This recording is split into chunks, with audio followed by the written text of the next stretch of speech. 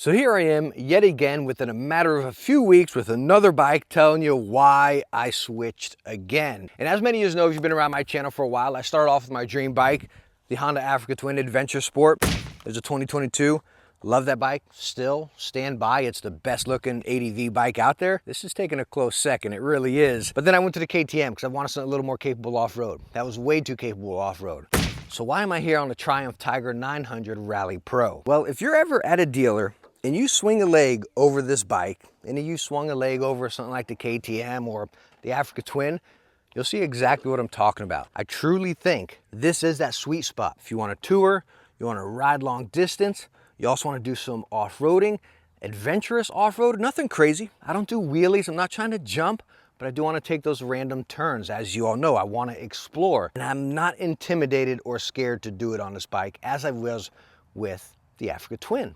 And then again, the KTM wasn't great for touring. This is doing it all. Now let me catch you there. As I just stated, this is doing it all. As I stated in all of my review videos of bikes or tires, you all know, take into account your riding style, my riding style, compile that together. Me saying it's perfect may not be perfect for you, or maybe it is. Again, think about riding style, which I'll show you some of my riding in this video. If you watched in my previous videos, you already know about it, you know?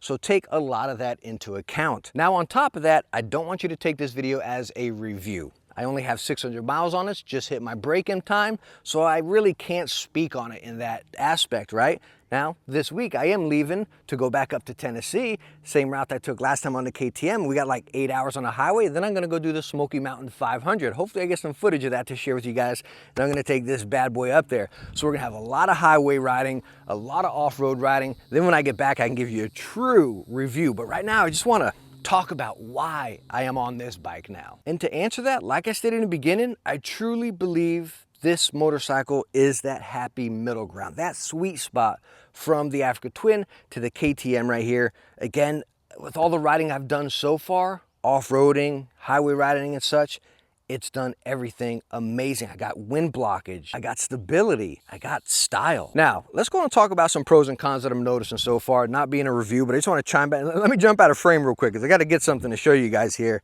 And I'd hate to start it off on such a negative, but let's talk about these, okay? The stock tires that come on this ADV bike. Why? Like, what is this? Is this a joke? These things are amazing on the street. They're phenomenal on the street. I loved riding them. When I got off-road, you just felt it kind of skip around a little bit, especially if you're going into turns with a little bit of extra speed. They would make, I complained about the Africa Twin stock tires, and I changed them after 1,000 miles.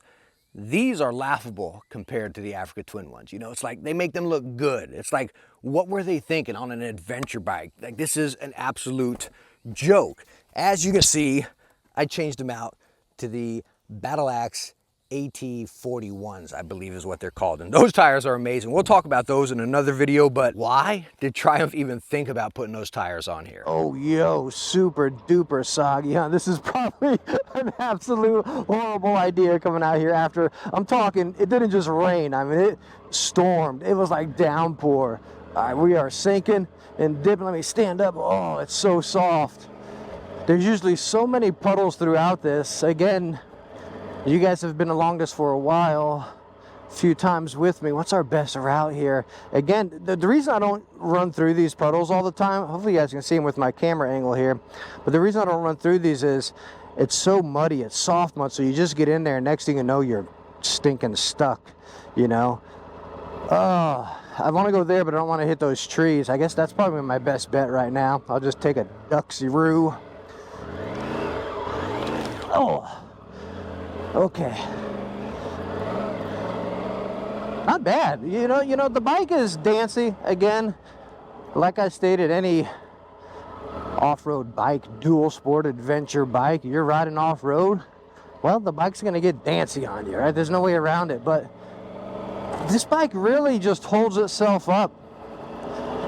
You know, it's the weight is very balanced. Yeah, it's still a lofty bike, but you don't feel that excessive weight like I did with the Africa Twin. And that is what I really like. It's just very manageable, and even when you get in a situation, it tends to put itself upright. Yo, snake. Snake! Do y'all see it? Hopefully by angle. Can you, I'm gonna go around. Is that thing gonna like come at me? Is that thing gonna come at me? I think it's gonna freak me out if I get over there and it starts coming at me. Let me try to go this way. Nice and easy. His tongue is, what is that? Yeah, I don't know my snakes. He better keep his distance. I'm gonna like wreck. There he goes. Okay, scramboli. Get lost. Yo, look at him go. Okay, now he's trying to be sneaky, and I'm scared. Now I'm just thinking there's snakes everywhere. And I lost all focus. I've lost all focus because of this dang snake. Oh dear. Okay, let me get back on track here. All right, hopefully we don't got to deal with any more snakes.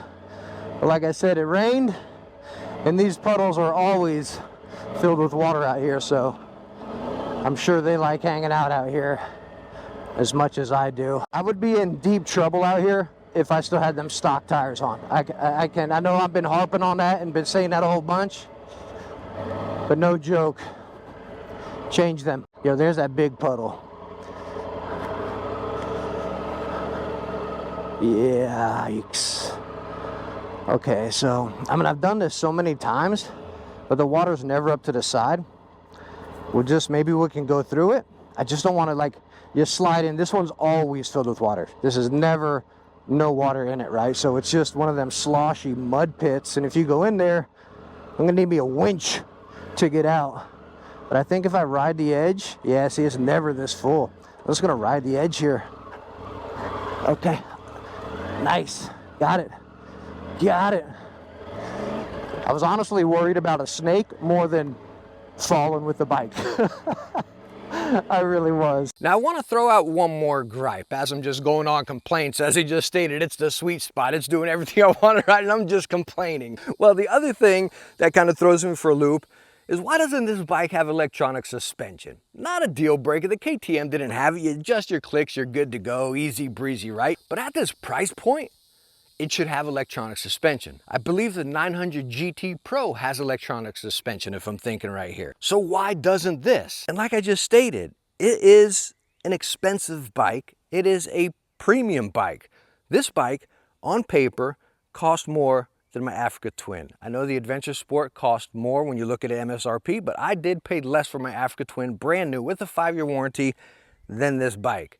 So again, just looking at what that's offering to this, it's like, why doesn't it? But after those two minor complaints, when you swing a leg over this bike and you get on it, just hands onto the bars, looking at everything, touching everything, sitting on it, it all comes together.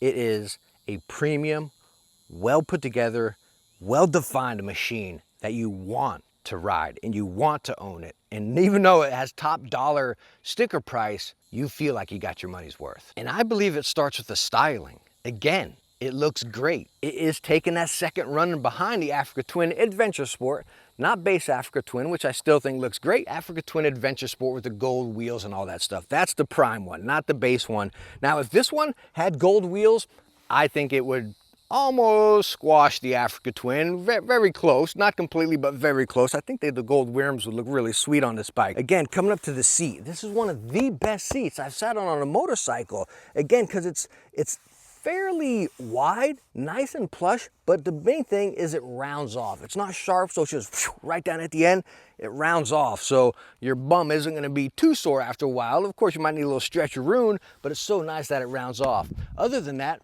both of these seats are heated. Front and back, this is the first bike I've ever had with heated seats, right? And it's just, again, that first impression of sitting on it, you feel, again, that quality. And then coming up to the controls with your heated grips and such. Now, as you see, I do have some mods on it. Got my bark busters, the storm ones. I got my Heed crash bars, and then my Heed skid plate down there. Okay, maybe I forgot one complaint here. Y'all seen the stock skid plate that comes on this bike? It's a joke, and it should be over there with the tires. What is that? That's like a pebble blocker. That's not a skid plate, you know? That's an absolute joke. Now, the lower crash bars, that's all it comes with, is lower ones. They are pretty solid. They're really nice. They have the upper ones too, which again, I think should come on this bike. That would be great, like why not? But why I didn't order the Triumph ones is because you read a lot of reviews where they don't connect up here. They just connect down there and up there, which results in them bending up here. So I heard Triumph has revised them, kind of tweaked them up to go here, but I don't want to order them and, you know, take my chance. Hey, I can get the new version or the old version. So I, again, went with Heed, which I'm incredibly happy with them, went along with that skid plate as well. So like I stated before, it's not an incredibly lightweight bike. I believe it may be like 100 pounds less than the Africa Twin I had. It's DCT as well. So when you calculate all that, roughly around 100 pounds, maybe give or take a little less, a little bit heavier than the KTM. But when I took this bike off-road, it was manageable. I'd get into sand and it was just like a magic carpet. As corny and weird as that sounds, right? It just did what I wanted, you know what I mean? Again, I'm not an aggressive rider, guys. I kind of go out there and I have a good time. I'm not a slowpoke by any means, but I'm not the fastest guy going crazy out there, just average. And this did it all perfectly. So everything's gonna be washed out, a little wet. Water's still flowing.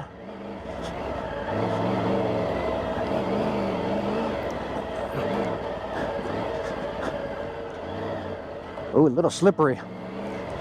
A little slippery.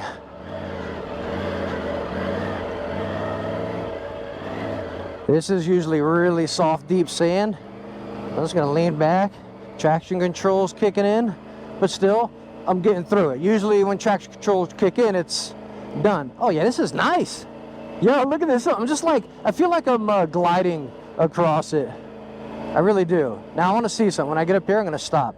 Yeah, I just felt like that was nice. I haven't experienced that on any of my other bikes. Usually I'm like deep in it or you know, super light dancing around. Let's go see. I just want to see my tracks. So taking a look at the tracks here, you can see, again, I stated you need to change the tires. So wow, you can just see how deep it is.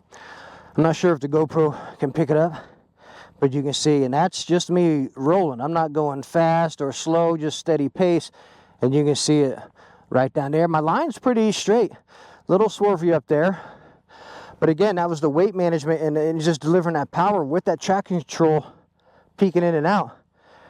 I've never been this straight on this road right here, or this little trail, and it's so easy to just handle. That's what I love about it. The throttle response is nice.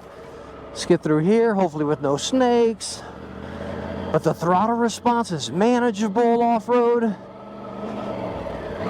Wow, it's just, you know, for a bigger, it's not incredibly lightweight by any means, but it's not one of the heaviest. It handles amazing. All right, this is our last leg right here. Now, let me focus this. Oh yeah, this is gushy, and I'm stuck in this path. I'd rather go to the right. Let me see if I can get over without getting in a pickle. Oh yeah, that's gushy. Oh, hold on. I'm sliding into it. Okay. Whew. Got it. Not bad. Not too bad to handle. Again, I know I keep chiming back and forth. It's heavy, but for me, used to the Africa Twin, it's not excessively heavy.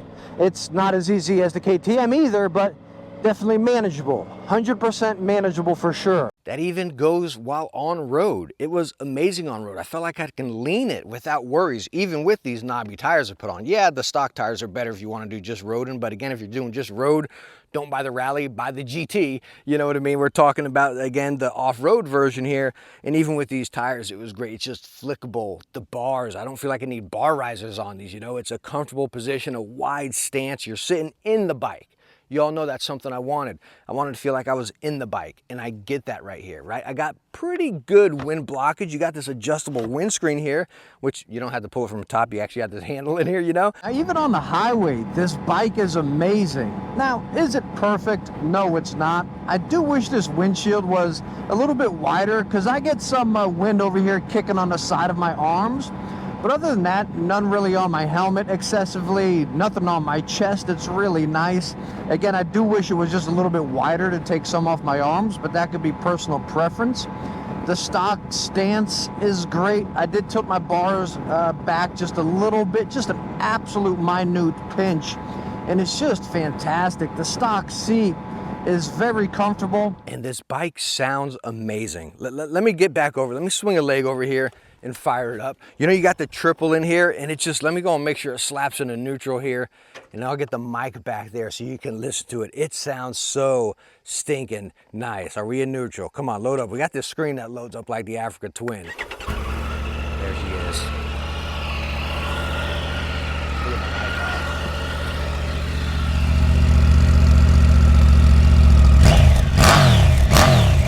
That sounds so good. Now, you know, the funny thing is, in my recent video about the KTM, a lot of you is just watching my videos and kind of watching my riding style. Some of you actually said, hey, the perfect bike in between is the Tiger 900 Rally right there. And that was just funny because, again, I couldn't be more happy with this bike. Again, I'm only at 600 miles, so take that lightly, right? When I get back, I'll let you know a little bit more.